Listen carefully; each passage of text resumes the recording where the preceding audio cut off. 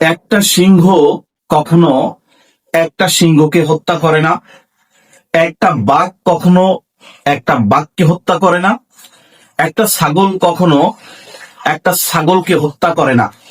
অর্থাৎ পশুদের ভিতরে একটা মানুষত্ব আছে।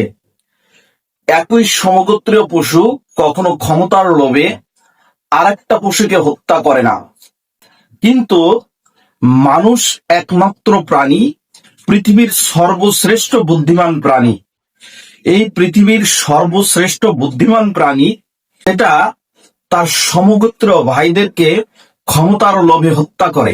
অর্থাৎ মানুষ মানুষকে হত্যা করে, কিন্তু পশু কখনো পশুকে হত্যা করে না ক্ষমতার লোভে। মানুষ তার সমগোত্রীয় ভাইকে হত্যা করে নির্মমভাবে ক্ষমতার লোভে।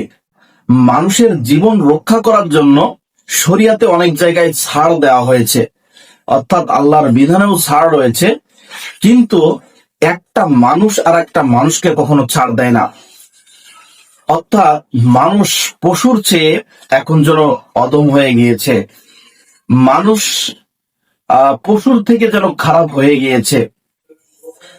তা না হলে এই যে যুগ যুগ চলে আসা যে পশু, তারা কখনোই তার সমগোত্র কে হত্যা করে না, অথচ মানুষ তার সমগোত্রীয় একটা ব্যক্তিকে তুচ্ছ তাচ্ছিল্য করে, ঘৃণা করে, হত্যা করে।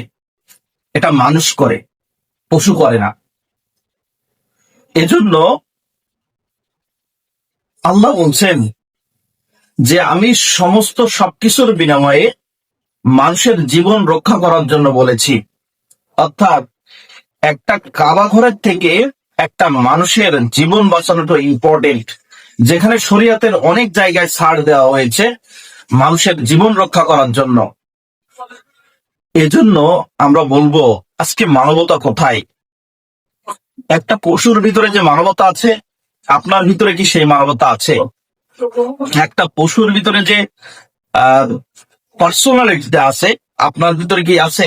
অথচ আপনি পৃথিবীর শ্রেষ্ঠ প্রাণী, অথচ আপনি জ্ঞান সম্পন্ন প্রাণী।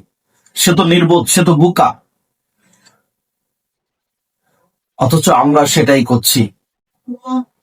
ক্ষমতার লোভে এক ভাই আর এক ভাইকে নির্মম ভাবে, হোক সে অন্যায়কারী, হোক সে অত্যাচারকারী, অথচ তাকে নির্মম ভাবে হত্যা করছি। এটাই পশু আর মানুষের ভিতরে এখন আর কোনো পার্থক্য নেই। ধন্যবাদ সবাই।